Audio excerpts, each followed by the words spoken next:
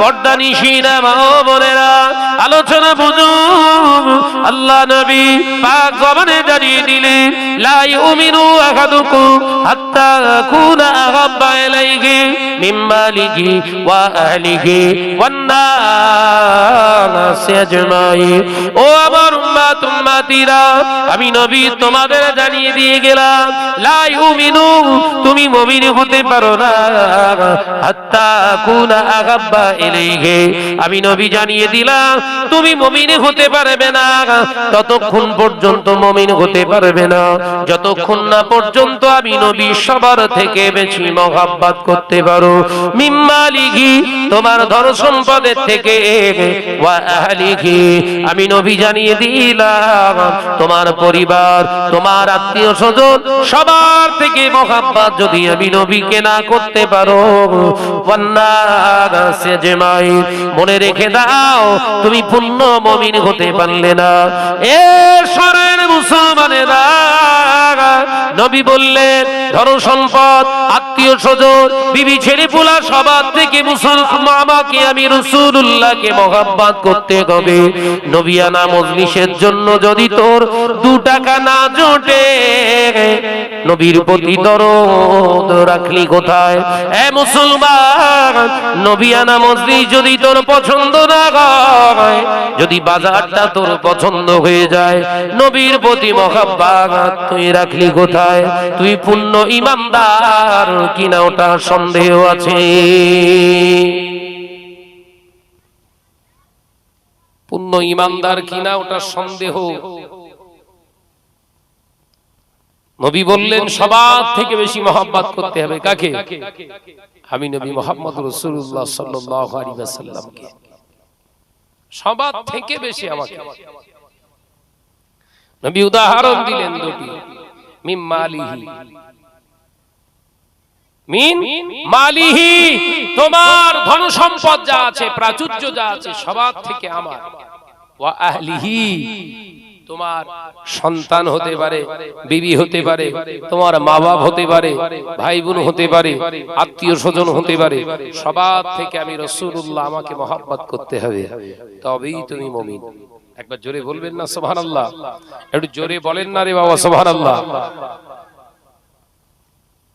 আজকে আমাদের মহব্বত কোথায়? আমাদের মহব্বত কোথায়? ভাইরা, আমার নজনেরা, যুবকেরা, ছেলেরা, বাচ্চারা, পর্দানিশিনা মা ও বোনেরা, আমি আলোচনা আপনাদের বিরাট প্রশস্ত করব না, শুধু এতটুকুই জানিয়ে দিতে চাই, গোটা বিশ্বের জমিনে মুসলমান আজকে লাঞ্ছিত, গোটা বিশ্বের জমিনে আজকে মুসলমান বঞ্চিত, গোটা বিশ্বের দরবারে মুসলমান আজকে কলঙ্কিত। একটাই কারণ, নবীর রেখে যাওয়া আদর্শ আমাদের কাছে নাই। কারণটা কি বলেছি? নবীর রেখে যাওয়া আদর্শ আমাদের কাছে নেই। ফিলিস্তিনের মুসলমানরা মার খাচ্ছে, ফিলিস্তিনের মুসলমানদের উপরে বোম্বিং হচ্ছে, গাজার মুসলমানেরা মার খাচ্ছে, লেবাননের মুসলমানরা অত্যাচারিত হচ্ছে, আপনার ইরানের আপনার এমনি করে সিরিয়ার মুসলমান, মিশরের মুসলমান, জর্ডানের মুসলমানদের উপরে আক্রমণ হচ্ছে। আমরা বিরাট আফসোস করছি আর আল্লাহর কাছে দোয়া চাচ্ছি, আল্লাহ তোমরা গায়েবী মদদ পাঠাও, তুমি আসমানি সাহায্য দাও। কার দোয়া কবুল হবে? বিশ্বনবী বললেন তার দোয়া আল্লাহর দরবারে কবুল হবে না পৃথিবীর জমিনে যারা হারামকে হালাল মনে করে ফেলেছে, তাদের দোয়া কবুল হবে না। আজকে ঘরে ঘরে গোটা গ্রামে সার্চ করে দেখুন, আপনি খোঁজ নিয়ে দেখুন, আমাদের কাছে বহু হারাম জিনিস হালাল হয়ে গেছে। এই কথা ঠিক না ভুল যদি বলে, হয়েছে না হয়নি? খোঁজ নিয়ে দেখুন, বহু হারাম জিনিস আমাদের কাছে হালালের মতো ইউজ হচ্ছে। আজকে মুসলিম সমাজ কোথায়? আমরা যুবকেরা, ছেলেরা, বাচ্চারা, পর্দানিশিনা মা ও বোনেরা, যে নারীগুলা পোশাক পরে পরিধান করে রাস্তাতে ঘোরাঘুরি করছে বাবা, ওরা জানে না কোন পোশাক আমাদের জন্য হালাল। খসলত কেমন থাকবে, খুসুসিয়াত ওর বৈশিষ্ট্য কেমন থাকতে হবে, ওদের জ্ঞান নাই, তা নিয়ে আমাদের ভিতরে আলোচনাও নাই। আমরা শিক্ষা দেইনি বাবা। আমাদের ঘরে ছেলেদের মেয়েদের পোশাকগুলো কেমন শরিয়াত দিয়েছে, আমাদের লেবাসের কোড আছে না নাই, কিন্তু সে শিক্ষা আমাদের ভিতরে নাই। আল্লাহ নবী পাক জবানে জানিয়ে দিলেন, তিন ধরনের পোশাক আমার উম্মতিদের জন্য হলো হারাম। তিন ধরনের পোশাক আমার উম্মতিদের জন্য হারাম। এক নাম্বার হলো হালকা পাতলা জালি কাপড়ের পোশাক। নারী পুরুষেরা খবরদার পরতে যাবে না, কারণ আমি জাহান্নামের ভিতরে ওই সমস্ত নারীদেরকে দেখে যেতে, পুরুষদেরকে দেখে যেতে, যে নারী পুরুষগুলা দুনিয়ার জমিনে হালকা পাতলা জালি পোশাক পরিধান করত। পোশাক পরিধান করার কারণে দূর থেকে ওর শরীরের স্ট্রাকচার গঠন, ওর আকার আকৃতি, আপনার আকার আকৃতি গুলো বুঝতে পারা যেত।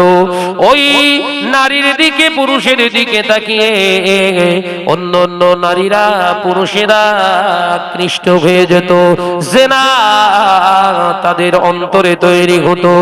এ নওজোয়ানেরা, যুবকেরা, ছেলেরা, বাচ্চারা, পর্দানিশিনা মা ও বোনেরা, আজকের এই জলসাকে কেন্দ্র করে যত মহিলা ঘোরাঘুরি করে, যত নারী ঘোরাঘুরি করে, পুরুষ ঘোরাঘুরি করে, এই তিনটি বৈশিষ্ট্য পোশাকের ভিতরে ওরা আছে।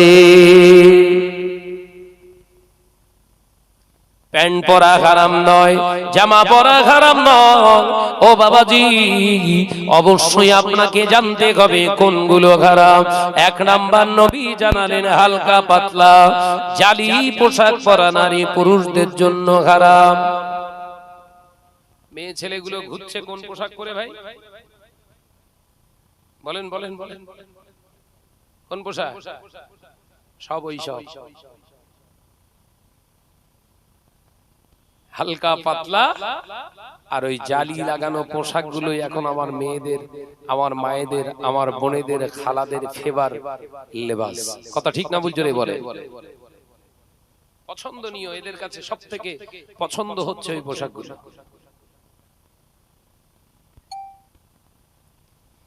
দ্বিতীয় নম্বর পোশাক কোনটা হারাম? স্কিন টাইট, পরলে যেটা শরীরের সঙ্গে আঁটোসাঁটো হয়ে গোটা শরীরের স্ট্রাকচার গঠনটা বোঝা যায়। এই কথা বুঝতে পারছেন না নাকি? যে পোশাকটা পরিধান করার কারণে শরীরের গঠন, আকার আকৃতি গুলো বুঝতে পারা যায়, ওই পোশাকটা পরা মুমিনদের জন্য, মুসলমানদের জন্য কি বললাম? জোরে বলেন, জোরে বলেন। হারাম। আমার মশিউর ভাই চলে এসেছে নাকি? এসছে উদয়, মাশাআল্লাহ। ভাইজান চলে আসবেন ঠিক টাইমে। যে আমার একটু এরা গন্ডগোল পাকিয়েছে, এরা মশিউর ভাইকে শুনতে পাচ্ছি 9টায় টাইম দিয়ে রেখেছে, আর আমার টাইম দিয়েছে 6:30 1:30। এই টাইম আমি নিতে চাইনি। হাজী সাহেব বেচারা উমরায় গেছে, আল্লাহ তাকে কবুল করুক। আমি তাকে বলেই দিয়েছিলাম, ভাই দাওয়াতের দরকার নেই আমার, আমি জবানের খিলাফ চলি নেই, মানুষ ছোট, ওজন বুঝে ভোজন করি। কথা বুঝতে পারছেন না? ওই টাইম একটা দেবো আর অন্য সময় গিয়ে পৌঁছাবো, আর আমার বাপ মা তুলে গালাগালি করবে, আলেমদের নিয়ে কুধারণা তৈরি হবে, ও কেসে আমি নেই। কথা বুঝতে পারছেন না? আমার এই ছোট্ট বয়সে আপনাদের নেক দোয়া, আমি 17 বছর ধরে নেই স্টেজে আল্লাহ আমাকে তুলছে। কোন জায়গায় এরকম রেকর্ড নেই 5 মিনিট লেট করে শাহনাজ ভাইয়ের ঢোকা। প্রতি বছরে কমপক্ষে ধরে নেন 400 স্টেজে আমাকে আল্লাহ তোলে। সব জায়গা থেকে খোঁজ নেন, শাহনাজ ভাই 2 মিনিট লেট করে কোন স্টেজে আসেন, বরঞ্চ আধা ঘন্টা 25 মিনিট 15 মিনিট আগে গিয়ে বসে ছেলেদের সঙ্গে গল্প করি। বিরাট টেনশনে আছি, জলসা আছে সেই হাউজিং এ, সেই ডানকুনি হাউজিং। আমি হাজী সাহেবকে বলেছিলাম, ভাইজান আমি তো উল্টো পাল্টা নীতির মানুষ না, আমাকে 7:30টার ভিতরে ছাড়তে হবে, পারবেন? বলো ভাই 7:30 না, আপনি একটু দয়া করে যদি 8:15 পর্যন্ত নিয়ে যান। 8:15 পর্যন্ত আমি পারবো না। বলেন করবেন, হবে না, আমি ছেলেদের বলে দেবানি। এসে শুনতে পাচ্ছি আমার মশিউর ভাইয়ের টাইম দিয়ে রেখে দিয়েছে 9টা 11টা, আর আমার নাকি 7টা থেকে 9টা। আস্তাগফিরুল্লাহ। বুঝতে পেরেছেন? কিছু করার নেই, যে সময়টা আছে আমার কাছে 8:30 পর্যন্ত আমি আপনাদের কাছে কাটাবো। আপনারা উপরে আমার উপরে মনোক্ষুণ্ণ হলেও আমার কিচ্ছু করার নেই। আর আল্লাহর রহমত, ভাইও এসে গেছে, খুব একটা অসুবিধা হবে না। কারণ জানেন তো 3 জায়গায় আমাকে দাঁড় করাবি শিওর। নাম্বার 1 হচ্ছে আমাদের এই বারাসাত ডাকবাংলোর মোড়, আর হতে হবে না, হবে না, জন্মের জাম হয় বিশেষ করে এই সময়টা। হ্যাঁ, দ্বিতীয় জায়গা হচ্ছে টোল ট্যাক্স, বালি টোল ট্যাক্স। ওখান থেকে যদিও ফাঁকা পাই, টোল ট্যাক্স কেটে ঠিক ওই ডানকুনি 3-4 রাস্তার মোড়, যত হুজুরি হও না কেন কেন দাঁড়াও। কথা বুঝতে পারছেন? অর্থাৎ আমি আপনাদের কাছে সময় চেষ্টা করছি, ওইটুকু সময়ের ভিতরে ছোট্ট সাবজেক্ট তুলেছি, অসুবিধা হবে না বোঝাতে। তাহলে বিশ্বনবী বললেন 1 নাম্বার পোশাক আমার উম্মতদের জন্য হারাম। আমি দেখে এসেছি ওই উম্মতি গুলোকে জাহান্নামের খোরাক বানাতে, যে উম্মতি গুলো এই 3 ধরনের পোশাক পরিধান করত। 1 নাম্বার কি? জালি হালকা পাতলা পোশাক। মেয়েদের কিনে দেবেন না, বিবিদের কিনে দেবেন না। আজকে এলাকায় তো দেখি আমাদের ঘরের মা বোনরা সব শাড়ি পরে বেশি। আপনাদের পরে না? হ্যাঁ, শাড়ি পরাবেন। বউ তো শুধু আপনার না, এলাকার মানুষেরও ভাগ আছে। হকাস না?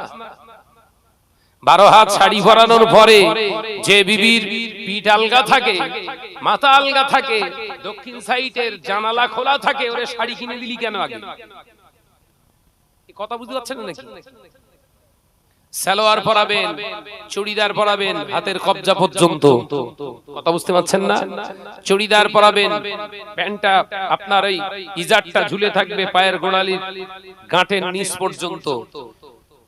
কারণ গোটা মাথার চুল থেকে শুরু করে পায়ের তালু পর্যন্ত গোটা মুসলিম উম্মার নারী জাতির এটাকে ঢেকে রাখতে হবে, আব্রু করতে হবে, এটা শরীয়তের হুকুম। ভাইরা, নওজওয়ানেরা, যুবকেরা, ছেলেরা, বাচ্চারা, পর্দানিশিনা মা ও বোনেরা, আলোচনা বধু আল্লাহ নবী পাক জমানে জানানে, ও আমার সাবিরা, ও আমার সাহাবারা, আমি রাসূল পাক সাল্লাল্লাহু আলাইহি ওয়াসাল্লাম যেদিন মেরাজ হয়েছিল, মেরাজের রাত্রিতে আল্লাহ পাক আল্লাহ তাআলা আমাকে জিবরিল আলাইহিস সালামের সঙ্গে আদেশ দেয়া হয়েছিল, হাবিব আপনি আমার জান্নাত এবং জাহান্নামের নমুনাটা একটু দেখুন, জাহান্নামে কারা থাকবে। আল্লাহ নবী বলেছিলেন, আল্লাহ আমি জাহান্নামটাকে দেখতে চাই। জাহান্নামের ভিতরে আমি রাসূলুল্লাহকে যখন নিয়ে যাওয়া হলো, আমি নবী দেখতে পেলাম জাহান্নামের ভিতরে বেশি বেশি নারীরা জাহান্নামী। আমি জিবরিল আলাইহিস সালামকে প্রশ্ন করেছিলাম, ও ভাই জিবরিল, আমি নারী জাতি কেন এত জাহান্নামী, নারী জাতি কেন এত জাহান্নামী, নারীদেরকে কেন এত জাহান্নামে রাখা আছে? আল্লাহর ফেরেশতা জিবরাইল আলাইহিস সালাম জবাব দিয়েছিলেন, ইয়া রাসূলুল্লাহ, হাবিবাল্লাহ, নারীরা এত পৃথিবীর জমিনে অসহ্যত অবাধ্য হয়ে যাবে, সমাজের মুখে নিজেদের মর্যাদাটা এতটা ধুলোর সঙ্গে মিশিয়ে ফেলবে, নিজের ইজ্জত আব্রু করবে না, পৃথিবীর জমিনে পুরুষের খোরাক হয়ে যাবে তারা।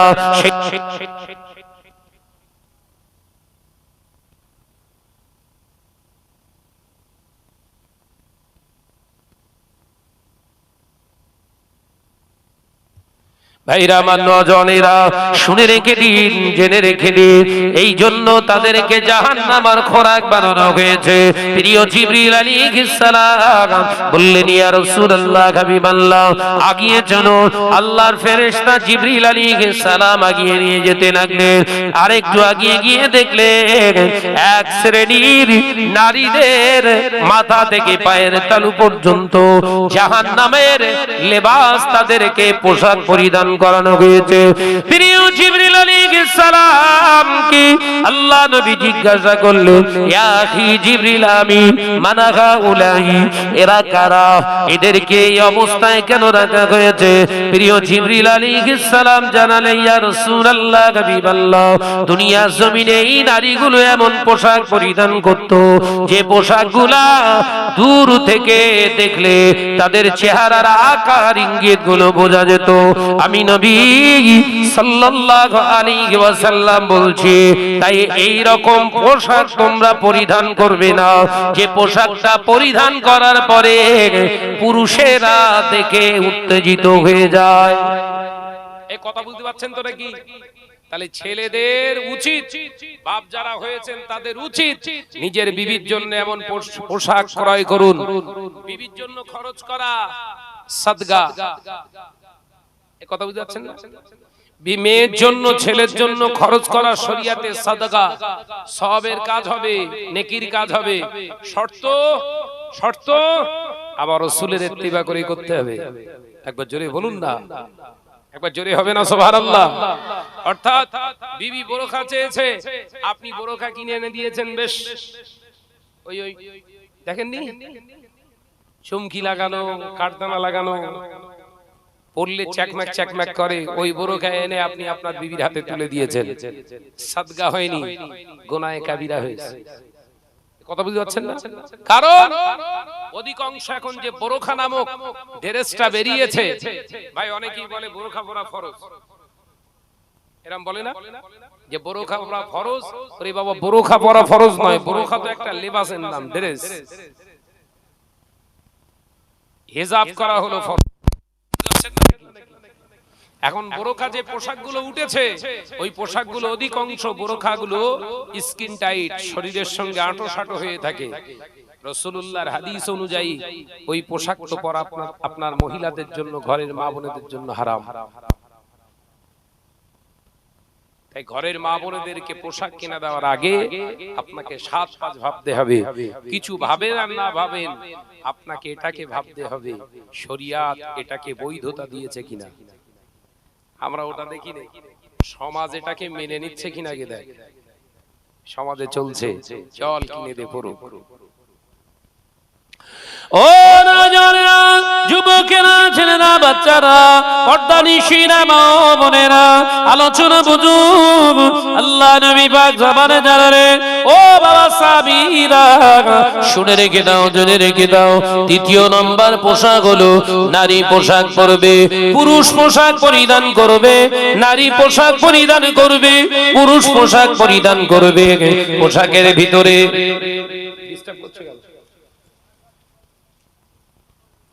নারী পুরুষের পোশাকের সিস্টেম হবে কিরকম? একটি পুরুষ যখন পোশাক পরিধান করবে, ওর পায়ের গোড়ালির নিচে যেন, টাকনুর নিচে যেন পোশাকটা না ঝুলে যায়। অর্থাৎ টাকনুর উপরে পুরুষদের পোশাক পরিধান করতে হবে।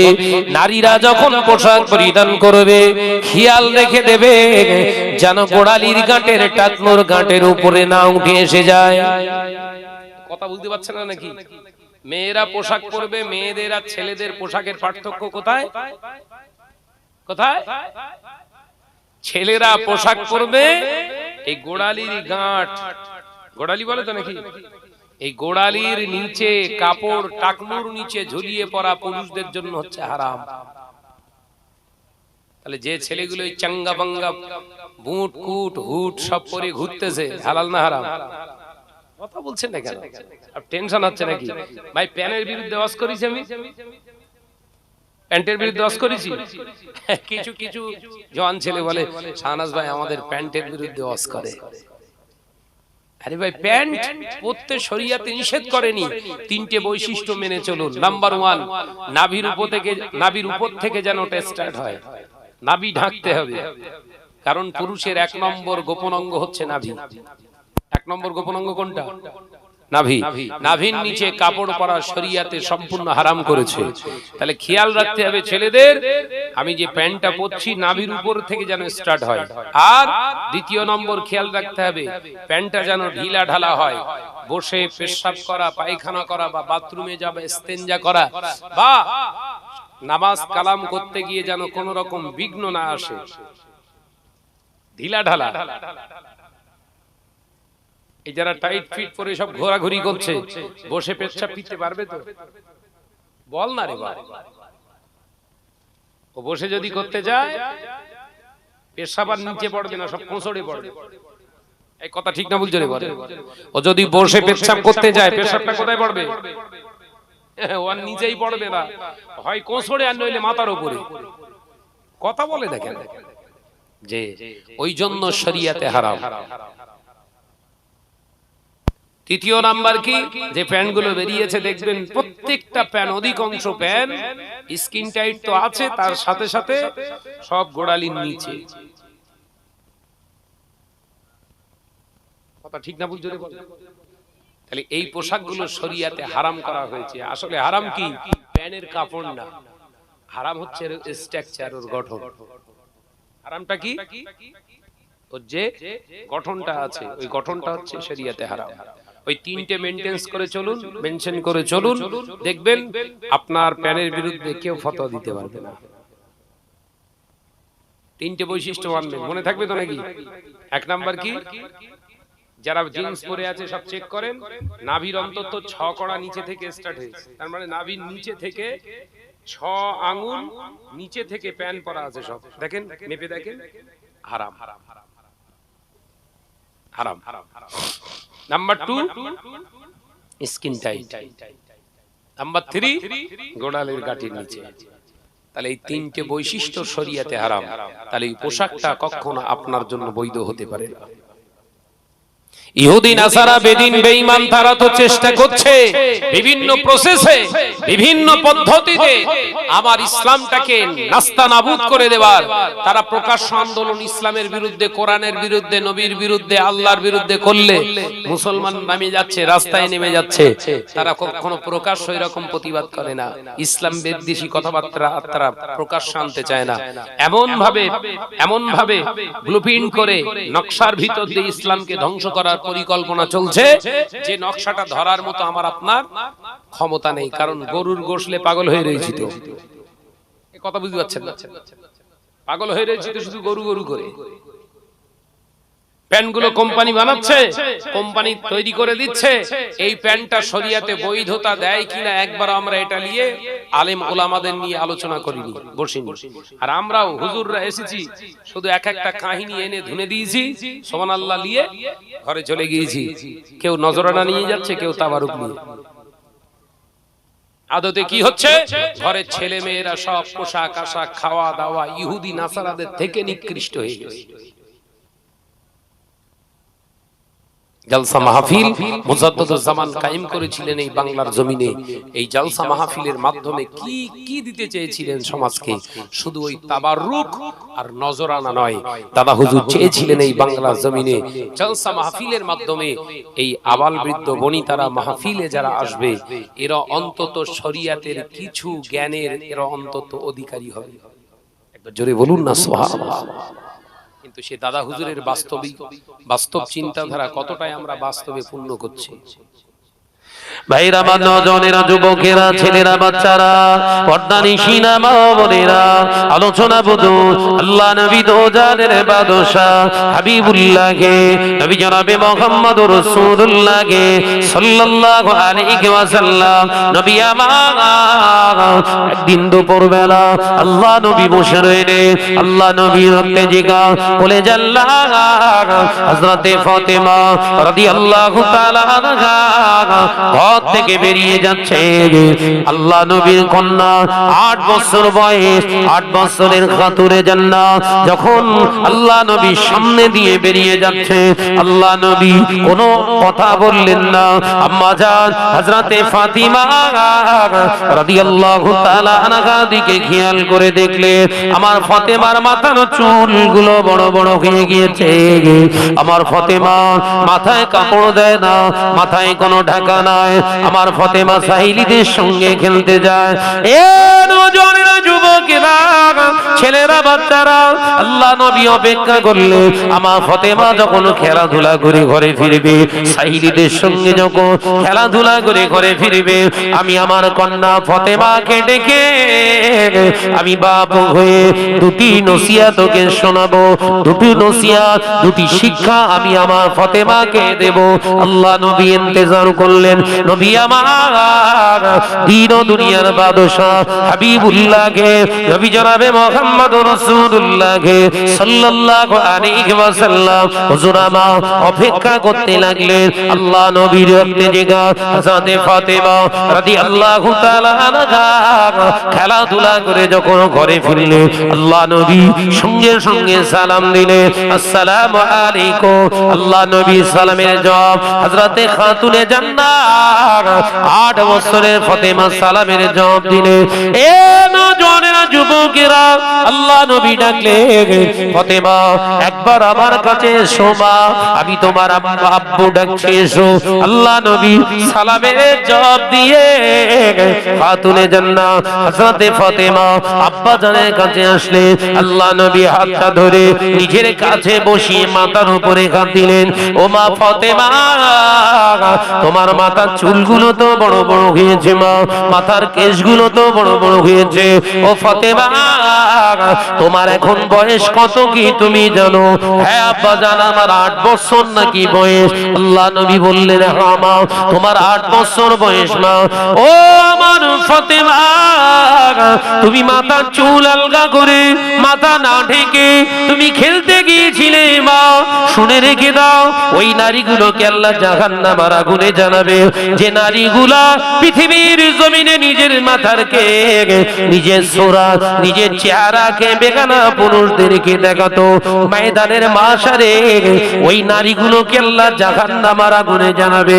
আল্লাহ নবীর এই কথাতে 8 বছরের খাতুনে জান্নাত হযরতে ফাতেমা রাদিয়াল্লাহু তাআলা আনহা শুনে কাঁদতে শুরু করলেন। একবার জোরে বলবেন না সুবহানাল্লাহ। নবী শুধু জাহান্নামের কথা বলেছে। ক বছরের মেয়ে? 8 বছরের মেয়ে। আমাদের ঘরের মা বোনেদের বসিয়ে বসিয়ে কোনদিন এরকম শিক্ষা দিয়েছি? আরে মোবাইল তুলে দিচ্ছি তো হাতে।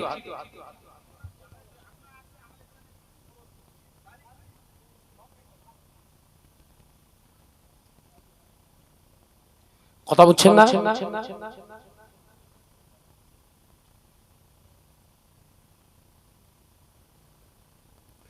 3 বছর থেকে আমাদের ঘরের বাচ্চাটার হাতে মোবাইল তুলে দিচ্ছি। সেই মোবাইল, ও ভাত খাবে মোবাইল, শোবে মোবাইল, পড়বে মোবাইল, খেলবে মোবাইল। ওর পুরো পঙ্গু করে ফেলেছি না ফেলিনি? কথা বলছে না কেন? একটা বাচ্চা ভাত খেতে চাইছে না, এক ডাল ভাত, এক লোকমা ভাত মুখেতে ভরে দিতে গেলে সামনে মোবাইল রাখতে হচ্ছে। কথা বলছে না কেন? হাকিকাত তো নাকি? ওর চরিত্রটা নষ্ট করেছে কি মোবাইল কোম্পানি? বলেন বলেন। ওর ক্যারেক্টারটা নষ্ট করেছেন আপনি নিজে হাতে, বাপ আর মা।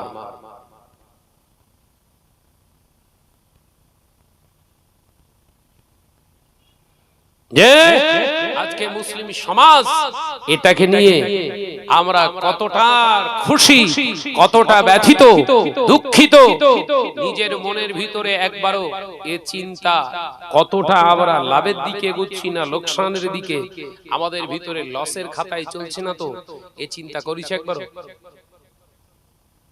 যে ছেলেটা, যে বাচ্চাটা অল্প বয়স থেকে মোবাইল হাতে পেয়েছে, আগামী দিন ওই ছেলের কাছ থেকে ওই বাপ আর মা কোনোদিন সম্মানের আশা করতে পারে না।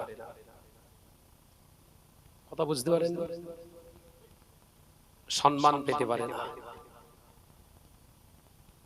বিশ্বনবী ছোট্ট মেয়ে, ছোট্ট কন্যা হযরতে আম্মা জান ফাতেমাকে ডেকে বললেন, মা ফাতেমা, তোমার চুল বড় হয়েছে যে, আমি তোমার আব্বা বিশ্বনবী দেখেছি জাহান্নামী ওই নারীদেরকে জাহান্নামী করা হয়েছে যে নারীগুলো মাথার চুল ঢাকে না, মাথা আলগা করে ঘোরায়, ঘুরে ঘুরে বেড়ায়, তাদেরকে আল্লাহ জাহান্নামের খোরাক বানাবে। ফাতেমা সাবধান হয়ে যাও। আম্মাজান ফাতেমা ঝরঝর করে কাঁদছে। যুবকেরা, ছেলেরা, বাচ্চারা, হযরতে ফাতেমা রাদিয়াল্লাহু তাআলা আনহা কান্না দেখে আল্লাহ নবী প্রশ্ন করেছিলেন, ও কলেজার টুকরি খাতুনে জান্নাত ফাতেমা, রোনাজালি কেন করো মা? আমি তোমাকে তো বকাবকি করিনি। কেঁদো না মা, কেঁদো না, তুমি কেন রোনাজালি করো? আম্মা যাও হযরতে ফাতেমা রাদিয়াল্লাহু তাআলা আনহা ডুকরে ডুকরে কেঁদেছিলেন, বলেছিলেন, আব্বা যান, আব্বা যান, আপনি তো আমায় বকাবকি করেননি। জাহান্নামের কথা যে বললেন, ওটা জাহান্নাম কত ভয়ঙ্কর হবে। আল্লাহ নবী বলেছে, ফাতেমা দুনিয়ার আগুনের থেকে 70 গুণ কঠিন, দুনিয়ার আগুনের থেকে 70 গুণ কঠিন আগুন। ফাতেমা, ফাতেমা, দুনিয়ার আগুন হলো লাল, দুনিয়ার আগুন হলো হলুদ, দুনিয়ার আগুন হলো লাল, জাহান্নামের আগুন হবে অন্ধকার। দুনিয়ার জমিনের আগুনের থেকে, দুনিয়ার জমিনের আগুনের থেকে জাহান্নামের আগুন হবে 70 গুণ ভয়ানক। ফাতেমা, ফাতেমা শুনে রেখে দাও, জেনে রেখে দাও, ওই জাহান্নামের আগুনের ভিতরে যারা জ্বলবে কেউ কাউকে দেখতে পাবে না। আল্লাহ নবীর কথা শুনে আরো ডুকরে ডুকরে কাঁদতে লাগলেন। ফাতেমা রোনাজালি করছো কেন মা? আম্মা জান ফাতেমা বলেছেন, ইয়া রাসূলুল্লাহ, হাবিবাল্লাহ, বাজান, আমি ফাতেমা, আমাকে যদি জাহান্নামী বানিয়ে দেয় আল্লাহ, জাহান্নামের আগুন আমি কি করে সহ্য করব? হুজুর, আমি তো আমার মাথার চুলটা আজকে আলগা করে খেলতে গিয়েছিলাম, আমি খেলতে গিয়েছিলাম, আমার মাথার চুল তো এলাকার নারীরা দেখতে পেয়েছে। ও আমার ফাতেমা, কেঁদো না। 9 বছর বয়স থেকে মহিলাদের পর্দার ফরজ, জোরে বলুন, জোরে হবে না। 9 বছর বয়স থেকে মহিলাদের উপরে আল্লাহ পর্দার বিধান জারি করেছে। ফাতেমা, তোমার এখন বয়স 8 বছর, আমি তোমার আব্বা, তাই তোমাকে এখন থেকে শিক্ষা দিলাম। জোরে বলুন, একবার জোরে হবে না। আর এই দেখবে একজন মহিলার পর্দা করা ফরজ ক বছর থেকে? বলো বলো বলো। আমাদের গুলো ঘুরতেছে না 3-4 বছর। রাস্তায় যারা ঘুরছে যা কাল পরশু হয়ে সব, ওদের বাপগুলো আবার 5 ওয়াক্ত নামাজ পড়ে, কেউ কেউ আবার জাকিরি দক্ষিণ সরাই ঈদগায় গিয়ে আবার জিকির করে। বড় বড় সব জাকিরিন বান্দা। যুবকেরা, মুরব্বিয়ানগণেরা, মনে কষ্ট নেবেন না।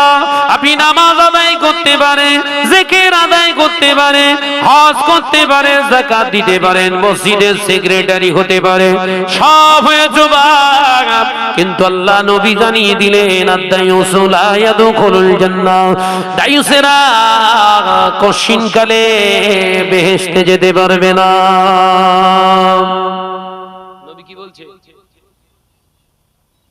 বলো বলো বলো বলো। দায়ুসেরা কোশ্চিনকালে কোথায় যাবে না? জান্নাতে যেতে পারবে না। তাহলে তুই জাকিরিন হয়ে এটা করলি কি? হাজি হয়ে কি ধোনা ধুনেছো? নামাজি মুসল্লি হয়ে কি ধোনা ধুনেছো? কাজ হবে? আল্লাহ নবী একটা দুটো নয়, 4-4টি কন্যাকে মানুষ করলেন।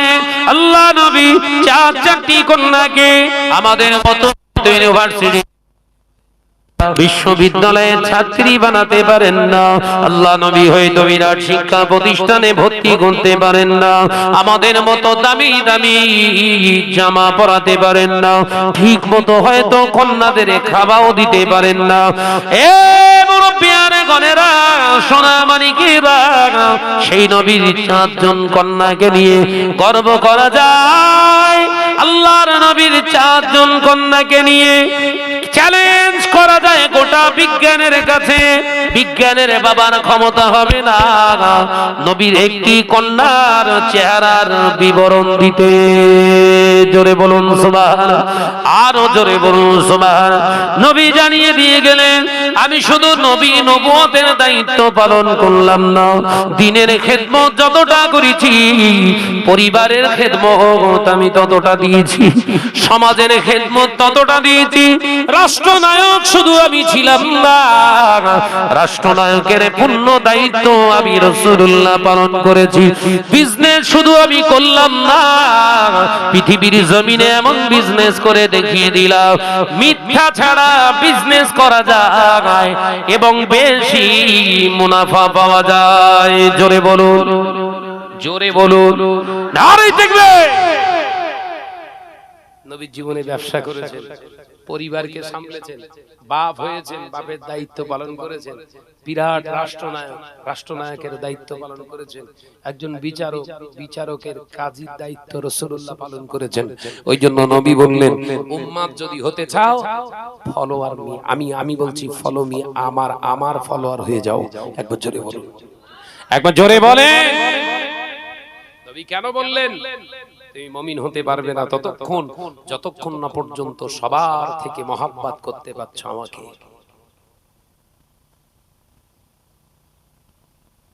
মুসলিম সমাজ আজকে এতটা খারাপিয়া জঘন্যতম ন্যাক্কারজনক অবস্থাতে অবস্থান করছে, বিবরণ দিতে গেলে লজ্জা লাগে। একটা ছেলের একটি পরিবারের 2টি বাচ্চা হয়ে গেলেই সঙ্গে সঙ্গে তাকে অপারেশন করা হচ্ছে, লাইগেশন অপারেশন করে তাকে শেষ করে দেওয়া হচ্ছে যেন আর বাচ্চা না হয়। চালু হয়েছে না হয়নি জোরে বলেন। সরকারি ভাবে মিডিয়ায় প্রচার হচ্ছে 2টি বাচ্চা নেওয়া হয়ে গেলে আপনারা সরকারি হাসপাতাল থেকে ফ্রি অপারেশন করুন। অপারেশন করতে গেলে আপনার 5000 টাকা, তার সাথে সাথে একটা বড় 1 কেজি হরলিক্সের বোতল ফ্রি। কথা বলছেন না কেন? আর ওই সব বাড়ির ভাবিরা রান্না করে দিলি, আমরা বড় বড় হুজুররা বিসমিল্লাহি ওয়ালা বারাকাতিল্লাহ বলে ধুনতিস। হুজুর খেজুর ইঁদুর বাদত ধরা পড়বে না, সব সাইজ হয়ে যাবে, বাদ পড়বে না কেউ।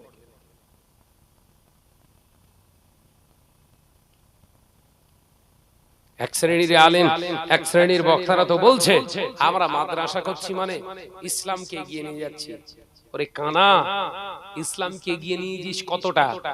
6টা মাদ্রাসা করেছিস, 10টা প্রতিষ্ঠান খুলেছিস, ধরে নিলাম 1000 প্রতিষ্ঠান খুলেছিস। মানুষগুলো যদি হয় সুদখোর, কারে শেখাচ্ছিস, কি শেখাচ্ছিস? কৈফিয়ত তো দেয়া লাগবে না? নবী মাদ্রাসা খুলতে পারিনি, মাদ্রাসা করিনি, বিশ্বনবী নিজের কাছ থেকে শিক্ষা দিলেন। দুনিয়া থেকে বিশ্বনবী যখন আমাদের কাছ থেকে আলবিদা নিলেন, বিশ্বনবী হজ্জাতুল বিদায় আরাফার ময়দানে নবী পাক সাল্লাল্লাহু আলাইহি সাল্লাম দাঁড়িয়ে যখন খুতবা দিচ্ছেন, 2টি riwayat পাওয়া যায়, 1.5 লক্ষ, কোন riwayate 3.5 লক্ষ মুসলমান সেখানে মওজুদ। একবার জোরে বলুন, জোরে বললেন। সে যে মুসলমানগুলো আছে সেই মুসলমানগুলোর ভিতরে গীবত নেই, যে মুসলমানগুলো আছে তাদের ভিতরে মিথ্যা নেই, যে মুসলমানগুলো ওখানে আছে সুদ নেই, জেনা নেই, হরজ বরজ নেই, চটকদারি নেই, নির্ভেজাল প্রকৃত পক্ষে হকের দাবিদার সব মুসলমান। একবার জোরে বলুন। আর আমি শাহনাজের ভক্ত, ভালোবাসার মানুষ, যারা আমায় ভালোবাসে 80% তার ভিতর থেকে সব বেনামাজি। কথা বলছেন না কেন? আমি শাহনাজ, আমাকে যারা মহব্বত করে তার ভিতরে 95% মুখে দাড়ি নেই। আমি শাহনাজ, আমাকে যারা তেল মারে, বিরাট মহব্বত করে তাকবীর ধুমতেছে, তার ভিতরে হয়তো 30% সব লটারি খোর। আমি শাহনাজ, আমাকে যারা বিরাট মহব্বত করে, বিরাট হুজুর হুজুর করে, আমাকে যারা মহব্বত করে, আমার মাদ্রাসায় চাঁদা টাদা দেয়, অধিকাংশ নয় 90% সুদের সঙ্গে ভালো সম্পর্ক রেখে আমাকে হুজুর বলে ডাকে। তাহলে কিয়ামতের দিনে হজ্জাতুল বিদায় রাসূলুল্লাহর সাহাবীদের সঙ্গে দাঁড়াতে পারবো তো? এই কথা বলছেন না কেন? হবে তো? বললেই বলে শাহনাজ ভাই বিরাট উল্টো পাল্টা বলে, কথার ভিতরে কোনো মাধুর্য নেই।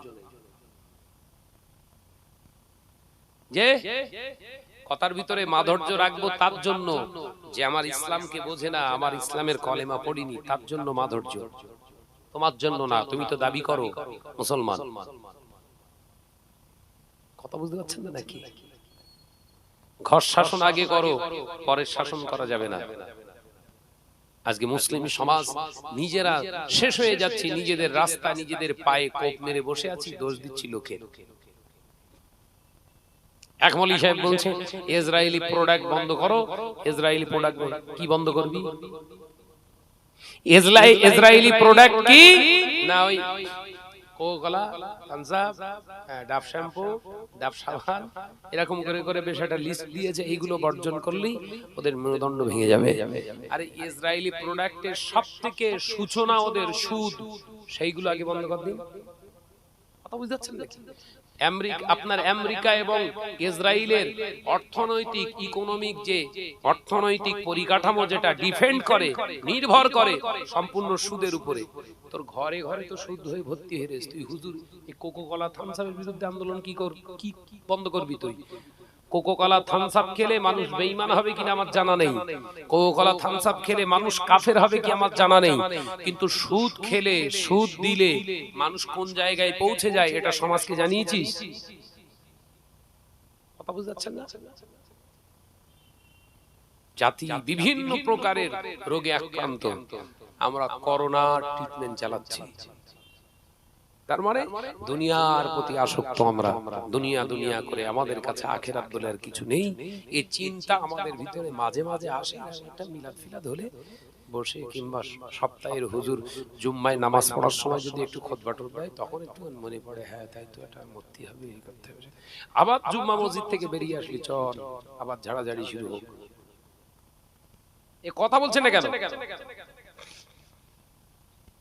ভাইরা, আমার নওজওয়ানেরা, যুবকেরা, ছেলেরা, বাচ্চারা, পর্দানিশিনা মা ও বোনেরা, আল্লাহ নবী দো জাহানের বাদশা হাবিবুল্লাহ নবী জনাবে মুহাম্মদুর রাসূলুল্লাহ সাল্লাল্লাহু আলাইহি ওয়াসাল্লাম নবী আমার পাক জবানে জানিয়ে দিলে, এমন একটা দিন আসবে, সময় আসবে, আমার উম্মতেরা দুনিয়ার প্রতি আসক্ত হয়ে যাবে, দুনিয়ার প্রতি এতটাই আসক্ত হয়ে যাবে।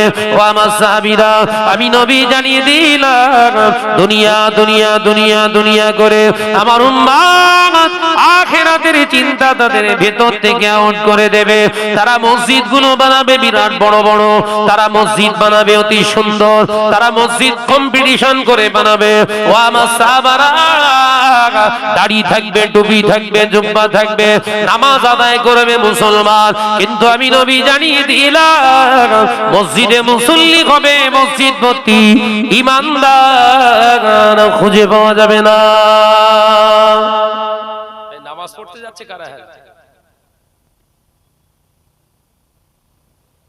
নামাজ পড়বে, রোজা করবে, হজ করবে, যাকাত দেবে, মসজিদ ভর্তি মুসল্লি হবে, দাড়িওয়ালা, টুপিওয়ালা, জুব্বাওয়ালা ভর্তি হবে, মসজিদ ভর্তি হয়ে যাবে মুসল্লি, ইমানদার থাকবে না। এই কথাগুলো কিরকম লিখতেছ না? ইবনে মাজাহ হাদিস শরীফের একটি কিতাব। ও ভাই জানেন, নওজওয়ানেরা, যুবকেরা, ছেলেরা, বাচ্চারা, পর্দানিশিনা মা ও বোনেরা, আল্লাহ নবীর কথা শুনে যখন এই কথা নবী আমার পাক জবানে বলেছিলেন, সাহাবা হুজুররা প্রশ্ন করেছিলেন, ইয়া রাসূলুল্লাহ, হাবিবাল্লাহ, হুজুর একবার দয়া করে বলুন কারণটা কি? আল্লাহ নবী বললেন দুটি কারণ। এক নাম্বার হলো আমার উম্মতদের ঘরে ঘরে সুদ ঢুকবে, সুদ এমন ভাবে গ্রাস করবে উম্মতদের, উম্মতেরা সুদ ছাড়া চলবে না। সুদ খাওয়ার কারণে উম্মতের ভিতর থেকে খাউফিল্লাহ, আল্লাহর ভয়টা উঠে যাবে, আল্লাহর যে উপরে ভরসা রাখা দরকার ভরসাটা উঠে যাবে, উম্মতের ভিতরে ঢুকে যাবে দুনিয়ার মারির ভয়, পুলিশের ভয়, প্রশাসনের ভয়, এক করে হয়ে যাবার ভয়, মরণের ভয়। দুনিয়ার জমিনে তারা মানুষকে ভয় করবে, আল্লাহর ভয় তাদের অন্তর থেকে পালিয়ে যাবে, আল্লাহর উপরে ভরসাটা তাদের কাছ থেকে উঠে যাবে। মানুষ ভরসা করবে মানুষের, মানুষ ভরসা করবে পৃথিবীর নেতাদের, পৃথিবীর জমিনে এই মুসলমানগুলো ভরসা করবে নেতা মন্ত্রীদের।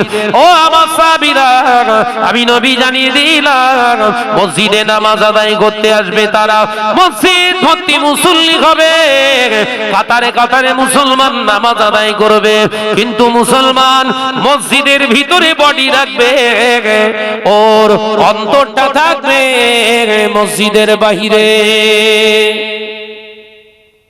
মিলিয়ে দেখেন দিন, কালকে জুম্মা, খেলা দেখবেন কালকে, আজকের এই নসিহতটা কালকের সঙ্গে মেলাবে। কালকে দেখবেন জুম্মাতে একদম ওপর নিচে দুতলা হলি পুরো ভর্তি, পুরো ভর্তি মুসল্লি, গ্যাদারিং, বিরাট মুসল্লি হয়ে গেছে। ইমাম সাহেব, আপনি ইমাম সাহেব ভাই ফরজ নামাজটা পড়াবে, জুম্মার নামাজটা পড়িয়ে, খুতবা পড়িয়ে, জুম্মার নামাজটা পড়িয়ে যেই ছোট্ট করে একটু দোয়া করে দেবে, 10 কাতারের মুসল্লি ফুরুত করে উড়িয়ে 2 কাতারে এসে ঠেকবে। কালকে মেলা হয়তো নাকি, তাহলে বাকি 8 কাতার কোথায় গিয়ে? সব ফেরেশতা নাকি এরা? মিলছে, বাস্তবের সঙ্গে মিলছে। আমার কথা সকলের ভালো লাগে না, লাগার কথা না, জায়গায় কোপ পড়তেছ তো।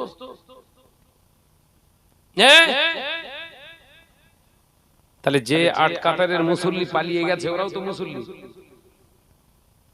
কথা বলছেন না? ওদের ঈমান আর এই 2 কাতারের ঈমান এক। তার উপরে আবার হাইব্রিড ফতোয়া, গোটা সমাজ ভর্তি হয়ে গেছে কি না নামাজের পরে দোয়ার কথা হাদিসে নেই, দোয়া না করেও চলে আসতে পারবা। নামাজ আল্লাহু আকবার দিয়ে শুরু, আসসালামু আলাইকুম ওয়া রাহমাতুল্লাহ, নামাজ শেষ। এর ভিতরে দোয়া আছে? বলছে না। তাহলে দোয়া করতেছ কেন? একে তো সুদের অত্যাচার, দুনিয়ার অত্যাচার, তার উপরে আবার কিছু হাইব্রিড মৌলী সাহেবের অত্যাচার, নাস্তানাবুদ সব। এই কথা বলছেন না কেন? আগে নামাজ পড়তে যেতাম, মসজিদ খারাপ, খুশি খুশি পড়তে যে মাটির দেয়াল কিংবা আপনার টিনের, কর্কেট টিনের ছাওয়া, তার নিচে নামাজ পড়েছি। হাত পাকা টেনে টেনে আমরা আমাদের দাদুদের সঙ্গে, আব্বাদের সঙ্গে নামাজ পড়তে গিয়ে হাত পাকা টেনে টেনে নামাজ পড়েছি। মসজিদের ভিতরে গেলে আরো কিছু সময় বসে থাকতে ভালো লাগতো। মানে এসি লাগানো আছে, হাই স্পিড ফ্যান, কত লাইটিং, কালারিং লাইট, তারপরেও মসজিদে গেলে শুধু মনে হয় কখন শেষ হবে, কখন শেষ হবে। কথা বলছেন না কেন? এই ঠিক বলছি না ভুল বলছি? এর কারণটা কি? এর কারণ হচ্ছে সুদের সাইড এফেক্ট। এর কারণ কি? সুদের পার্শ্ব প্রতিক্রিয়া। সুদের মাল যাদের পেটে ঢুকেছে ওদের মসজিদে থাকতে আর ভালো লাগবে না। ভাইরা আমার, নওজওয়ানের আলোচনা শেষ করব। আল্লাহ নবী পাক জবানে জানিয়ে দিলে, আল্লাহ নবী নওজওয়ানের বাদশা হাবিবুল্লাহ নবী জনাবে মুহাম্মদুর রাসূলুল্লাহ সাল্লাল্লাহু আলাইহি ওয়াসাল্লাম নবী আমার পাক জবানে জানিয়ে দিলে, দ্বিতীয় নাম্বার উম্মতের ঘরে ঘরে জিনা ব্যভিচার শুরু হবে, অশ্লীল কাজ শুরু হয়ে যাবে। ও আমার সাহাবারা, ঘরে ঘরে ঘরে ঘরে স্বামী স্ত্রীর ভিতরে আপনার পরকিয়া, স্বামী স্ত্রীর ভিতরে জেনা ব্যভিচার শুরু হয়ে যাবে। আল্লাহ নবী সাহাবীরা বললেন, হুজুর যে আপনার স্বামী স্ত্রীর ভিতরে জেনা ব্যভিচার মানে বুঝতে পারলাম না। নবী আমার পাক জবানে জানিয়ে দিলেন, স্ত্রী স্বামীর প্রতি অসন্তুষ্ট থাকবে, স্বামী স্ত্রীর প্রতি অসন্তুষ্ট থাকবে, কথার দ্বারা কাজের দ্বারা। তালাকে কেনায়া তার ভিতরে তাদের জন্য বরাদ্দ হয়ে যাবে। তালাকে কেনায়া হবার পরে তাদের নেকাগুলো আর দৌড়াবে না, সার শরিয়াত মোতাবেক তারা চলবে না। তাদের পৃথিবীর জীবন ব্যবস্থা হয়ে যাবে পশুর মতো, জন্তু জানোয়ারের মতো হয়ে যাবে। এ নওজওয়ানেরা বহু জায়গা থেকে ফোন করে বলে, ভাইজান রাগের বশীভূত হয়ে স্ত্রীকে তালাক দিয়েছি, ফোনে তালাকটা হবে কিনা? ভাইজান রাগের মাথারে বলেছি, তোরা আমার পাশে শোয়া হারাম। হুজুর উপায়টা কি বলুন? আমি ফতোয়া দিলাম বিবি তালাক হয়ে গেছে, আমি ফতোয়া দিলাম পুনরায় বিয়েটা পড়িয়ে নাও। বলে হুজুর লজ্জা লাগে, বিয়ে তো করেছি একবার, ওই বিবির সঙ্গে যদি আবার দ্বিতীয়বার বিয়ে পড়াতে যায় সমাজের লোক আমাকে খারাপ বলবে। বজ্রাঘাত কি করে পড়ে দেখেছেন? রাগের মাতালে বলছে, আমার পাশে শুবি নি, আর আজকে থেকে তোর শোয়া হারাম। কথা বুঝতে পারি এরকম বলেন, সময় সময় হয়।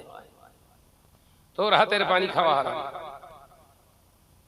স্বামী রেগে গিয়ে বলছে, আমার ওই খাবার, আমার খেটে খাওয়ার টাকা পয়সা তোর জন্য হারাম। এই অহরহ কত ফোন আসে, কি হবে? আমি একটা বলে দিলাম, ও কিছুদিন পর ফোন করে বলছে, ভাইজান তাহলে ওটার কি হবে? আমি শুধু অনেকদিন আগে ফোন করেছিলিস কচি, তা কি এখনো মিটিনি? বলে না। বউ কোথায় আছে? বলে আমার কাছেই আছে। কি সুন্দর চলতে দেখেছেন কারবার, ওর কাছেই বউ আছে, বউ রান্না করছে, ও খায়। কিসের সাইড এফেক্ট? কথা বলে না, কিসের সাইড এফেক্ট? সুদ। আল্লাহ আমাদের সমস্ত ওয়াহিয়াতি নাজায়েজ হারাম জিনিস থেকে হেফাজত করেন, বলুন আমিন। আর একটু জোরে বলি আল্লাহুম্মা আমিন। মহাব্বতের সঙ্গে দরুদ আল্লাহুম্মা সাল্লি আলা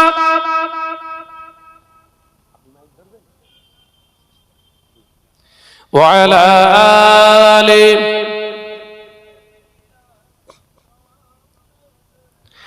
একদিন তোমারি নাম মসজিদে হবে এলাম, একদিন তোমারি নাম মসজিদে হবে এলাম। তৈরি থেকো, তৈরি রেখো খবরের মাল সামান, একদিন তোমারি নাম মসজিদে হবে এলান। আল্লাহুম্মা সাল্লি আলা, একটু জোরে পড় বাপ, জোরে পড়। ওয়া আলা আলি,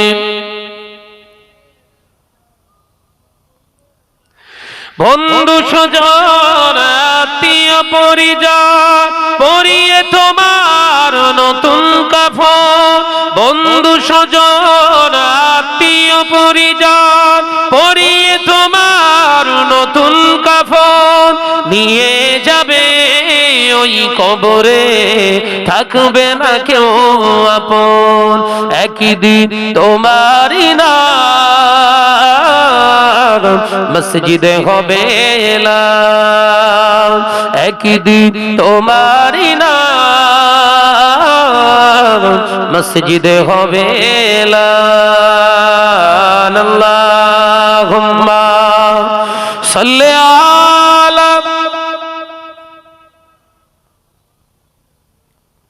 পড়ো বাবা পড়ো। আলা আলি,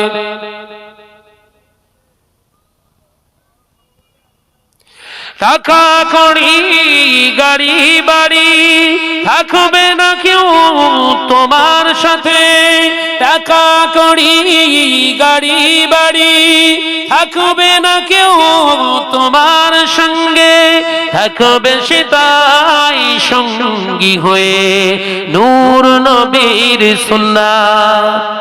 একবার জোরে হবে না সুবহানাল্লাহ, এটা চিল্লে হবে না সুবহানাল্লাহ। থাকবে সেদিন সঙ্গী হয়ে নূর নবীর সুন্নাহ, একদিন তোমারই নাম মসজিদে হবে এলান। আল্লাহুম্মা সাল্লি